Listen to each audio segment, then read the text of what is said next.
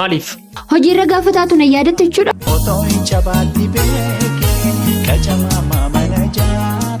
Leensuu koo naan hin jedhin. Amma mormaa kee dhiistee natti maramtee nagaa nan gaafattu leensu.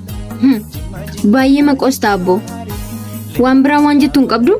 Maaliin balleesse immoo leensu? Ammas waan balleessite ansi yaadachisu? Dhiisi bareedduu ko. Isan barfadheef immoo dhiifama guddaa.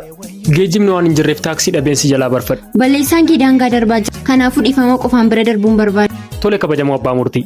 Balleessaa koo bitaa mirga laalaatii murtoo barsiisaa naaf laadha. Murtoon koon ulfaata. Mi'a tumtu murteeffadhu murtoo siif malu. Tole. Buna gurraacha sinii diimaatti ixaana wajjin siin bita. Amma nagaan ooli. Leensuu maalidhaa wanti ta'e? Balleessaa kiyyaaf dhiifama si gaafadhe miti? Tasgabbaa'ee waan is taasiif natti qoostaa? Maaliin qoosa geejjibni hin jiru taaksii dhabeen barfadhe siin jechaan jira miti? Isayyuu dheekkamuu barbaadde? Maafiin hin dheekkamu anis akkuma kee namaa? Namummaa keenyaa liyaanis dheekkamuu dandeessa. Maali dharree rakkoon kee?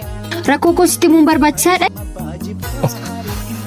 Maaf na dhibbista garuu maaf waan taate natti himtu? Tole, ergi carraa naaf laattee nan dubbadha. Har'a geejjiba dhabdee turtee haa jennu. Kaleessoo otoo bilbila naaf hin bilbiliin maaf oolte? Hojiirra waan hin tureef. Gidduutti immoo boqonnaan argadhu hundumatti fayyadamee ergaa siif ka'an ture. Ani immoo siif deebisaan ture miti? Maaliif? Hojiirra gaafataatu na yaadatte jechuudha. Ilawaa tokkoon sitti mana dhagaye. Harkaa dhabni dawwee nama gooti. Qabaachuuf immoo hojjechuun dirqama. Gaafa ofirra darbeensi jiraachisuu danda'a tole.